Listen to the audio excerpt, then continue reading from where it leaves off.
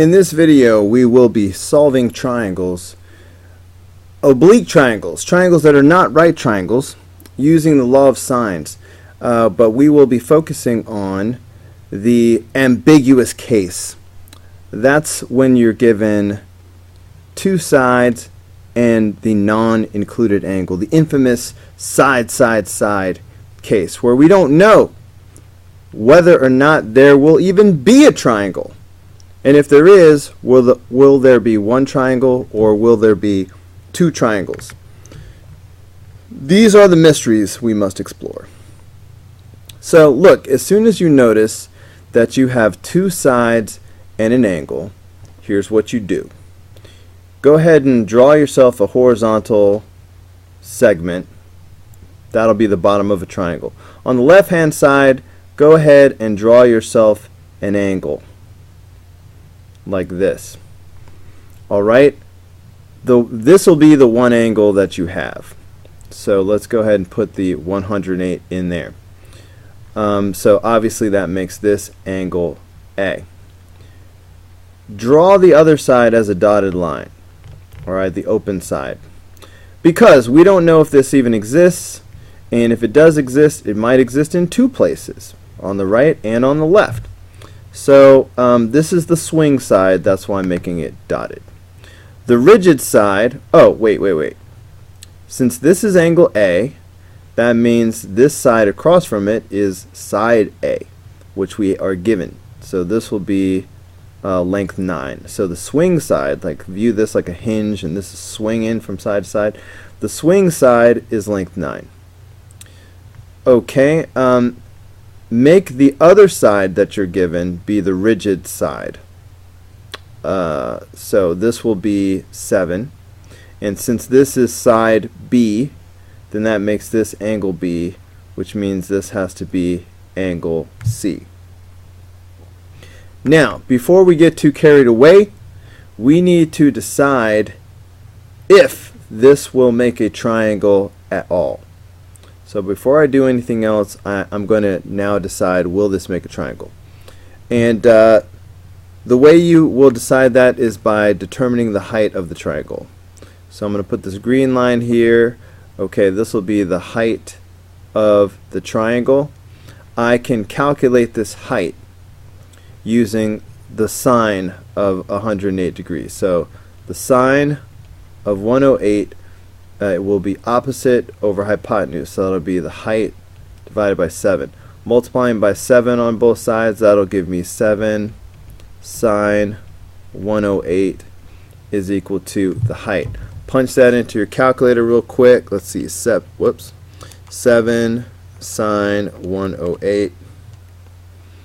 Okay, I am getting 6.657. That's my height. Okay, so this is approximately 6.7 or so. I don't have to be too precise with this because I am comparing this with my swing side. And the question is my swing side, think of this like a rope. Will the rope reach? Is a 9 rope long enough to reach? Yes. The height is 6.7. 9 is longer than 6.7, so it is in fact long enough to reach. So that means there will be at least one triangle. The question is, now, will there be two triangles? Okay, the way there will sometimes be two triangles is the swing side will reach right here, but the swing side swings.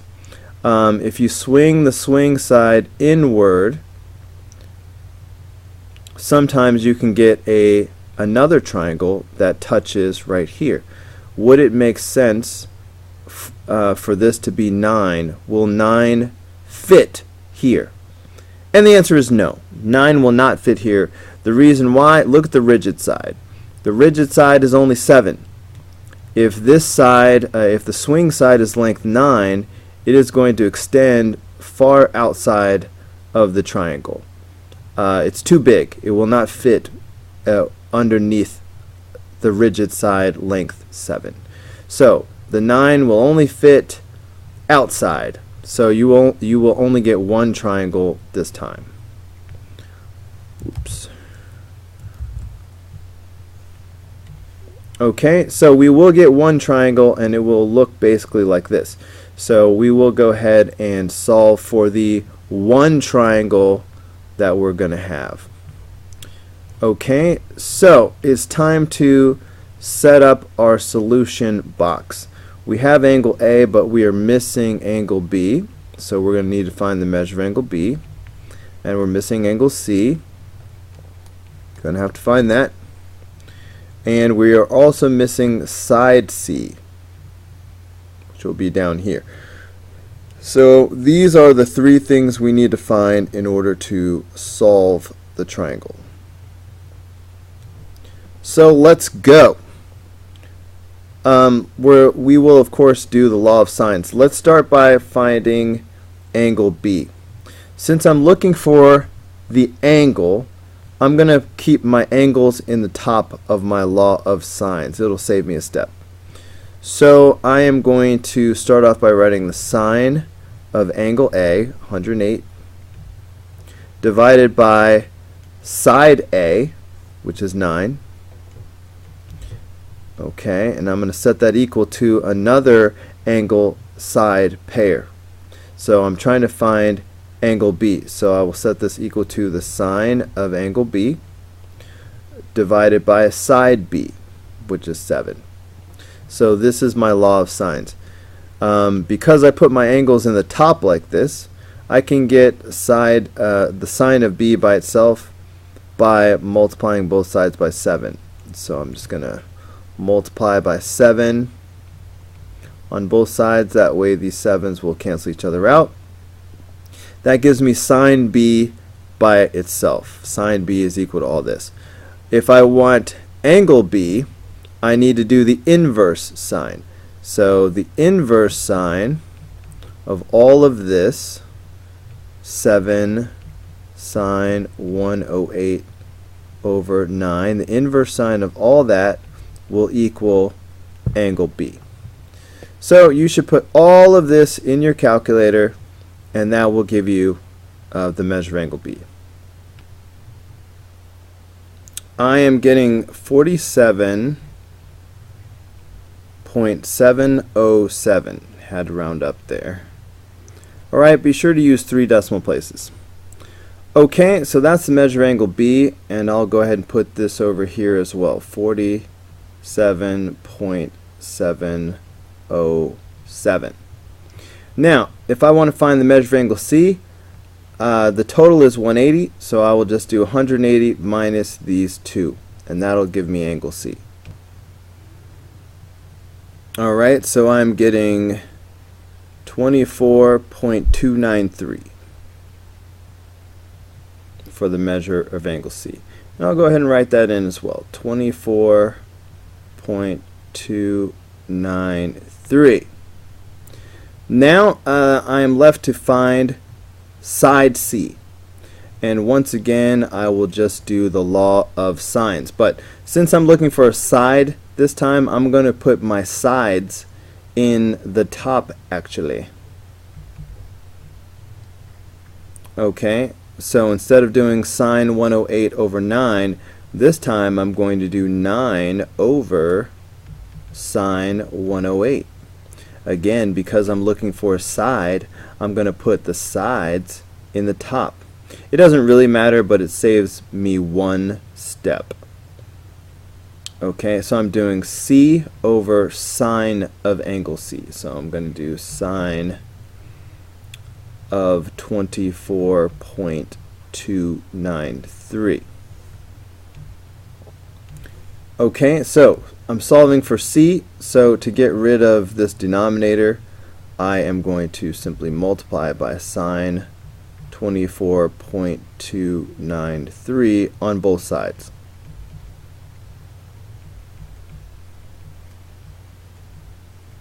Alright, that way these will cancel themselves out, thus leaving C by itself.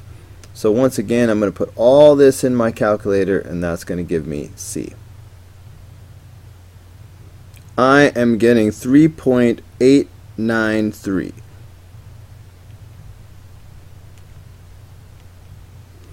And that's it. We have solved the triangle for problem number 1. One solution. We only got one triangle. Okay. Let's do another one. Again, I see that we have two sides and an angle. As soon as I see that, I recognize that it could be the ambiguous case. And every time I see that, I'm always going to do the same thing. I'm going to draw a horizontal line, and then on the left hand side I'm going to make myself an angle.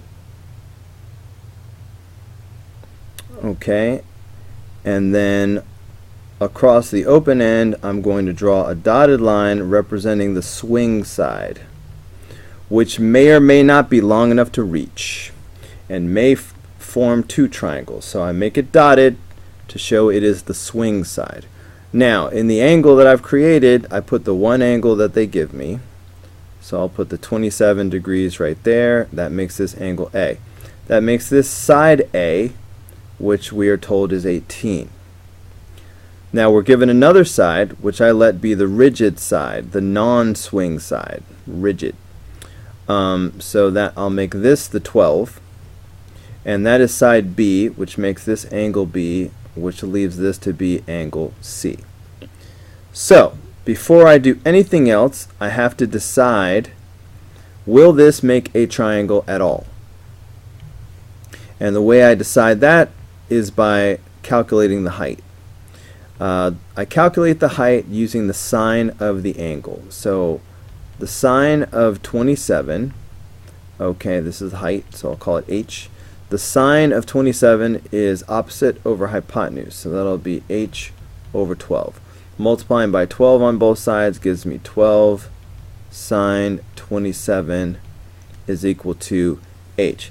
Punching this into my calculator real quick. Alright, 12 sine 27. I am getting 5.448 for my height. Okay, so this is about 5.5. So, looking at my swing side, think of it as a rope. Is this rope long enough to reach the other side? Yes. The height is only 5.5. This rope is length 18. So that's plenty long enough to reach. So I will have at least one triangle. Next I ask myself, okay, will there be two triangles? Well, the way we sometimes get two triangles is if this rope will swing inward and form another triangle, something like this. So the question is, will this rope of 18 fit in here? And the answer is no. The rigid side is only length 12. 18 would stretch outside the triangle. It won't fit right here. So you will not get a second triangle. You will only get one triangle. Alright, so we're only going to have the one triangle, and it's going to look basically like this. And so we can just go ahead and solve this in the usual way. Let's make our list of needed parts of the triangle. So we need to find the measure of angle B. We don't know that yet. The measure of angle C. We'll need that. Side C down here, we need that. So we will find these three items in our quest to solve the triangle. Now, let's see. So first let's find the measure of angle B. So since I'm looking for an angle, I'm going to set up my law of sines with angles in the top. So looking at the 27, I'm going to say sine 27 over 18. Okay, now I'm going to do these two, but I'm going to put my angles in the top again. So I'm going to do sine of angle B over the 12. Okay, whatever I'm looking for, that's what I put in the top. If I'm looking for an angle, I put angles in the top. If I'm looking for a side, I'll put sides in the top. It just saves me one step.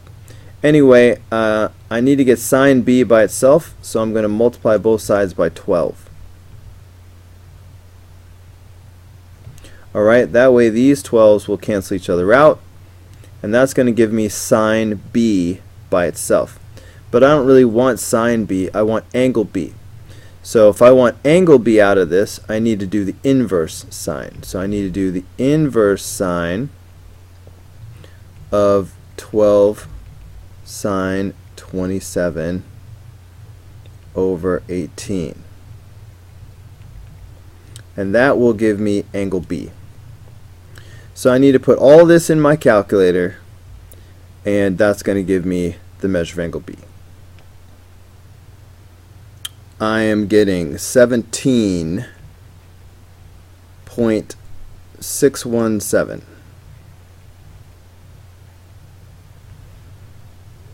Okay, so 17.617 degrees. Now I can find angle C by subtracting these two angles from 180. That's 135.383 degrees. So now it's time to find side C. Because I'm looking for a side, I'm going to put sides in the top. So instead of doing sine 27 over 18, this time I'm going to do 18 over sine 27. And that will equal side C over the sine of angle C, which I really should write in here. Angle C was 135.383.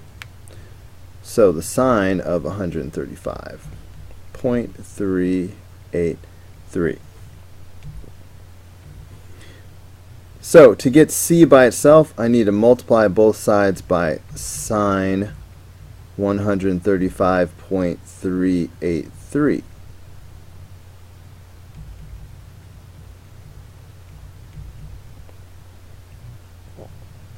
That way these will cancel each other out and leave C by itself. So I'm going to put all this in my calculator at once. I am getting 27.848. And that's it. We have now solved the one triangle for problem number 2. Alright, let's go ahead and solve one more triangle on this video. Once again, I see that we have two sides and an angle.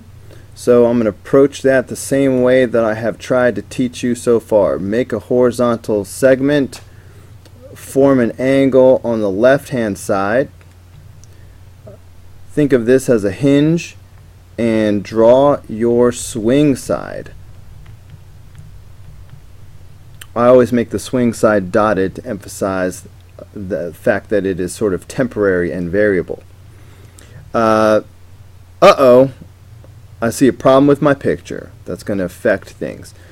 We always want to put our angle right here in the angle that we have formed. But I see that we have an obtuse angle, 145 degrees. Okay, we need to adjust the picture to make this an obtuse angle whenever this is an obtuse angle. So I am going to reform this in such a way that I do have an obtuse angle. Okay, because I'm going to want to put this 145 degrees in here. Now, when you have an obtuse angle, there's no way you will ever have two triangles, because there's no way that this could swing anywhere and make a second triangle when this is obtuse. All you have to worry about is whether or not you can make one triangle. And so you don't have to worry about the height anymore. Okay, if this is angle A, then that makes this side A across from it, so the 14 goes here. The other side, over here on the left, you know, our rigid side, we will make that be the 6, like we always do. which makes this angle B. Over here, it makes this angle C. So all we have to do is make sure that this swing side is long enough to reach. So we don't need to worry about the height, because what we really need to worry about is the rigid side. It just has to be longer than this. So since our rigid side here is 6, then the swing side is 14, so that's plenty long enough to reach, because it is plenty longer than 6. It just had to be longer than 6. By the way, it couldn't be equal to 6 either, because that would just, the only way it would reach is if it were coinciding with the rigid side. So it has to be longer, like 7. So this will form a triangle, and the triangle it will form will look like this, and we can just go ahead and solve it. So we will just do what we always do and set up our solution box. So we need to find the measure of angle B, and we need to find the measure of angle C, and we need to find the length of side C. So these are the 3 things we will hunt as we solve the triangle. Now, because I am looking for angle B, I'm putting my angles in the top. So I'm going to go ahead and say the sine of angle A over side A, and then that should equal the sine of angle B over side B. So I'm looking for angle B, so I'm going to put angles in the top. That way, to get sine of B by itself, all I have to do is multiply both sides by 6. Alright, those 6's will cancel out. That gives me the sine of B. If I want angle B, which I do, I need to do the inverse sine of all of this. So I'm going to do the inverse sine of 6 sine 145 over 14. And this should give me angle B. So I'm just going to put all this in my calculator. I am getting 14.230 degrees.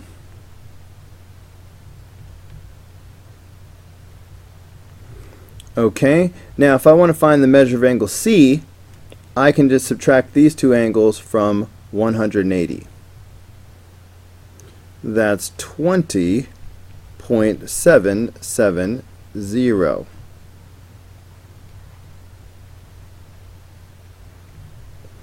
Alright, now I can find the length of side C, again by using the law of sines.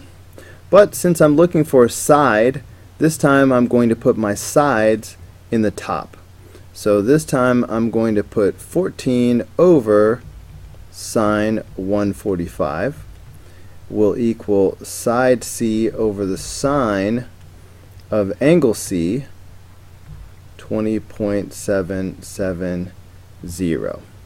So to get C by itself, I will just need to multiply both sides by sine 20.770. That way these will cancel out and leave C by itself. So I'm just going to put all this in my calculator for side C. I'm getting 8.656. Had to round up. And that is it. That is the solution for problem number 3. We only got one triangle out of this set of information.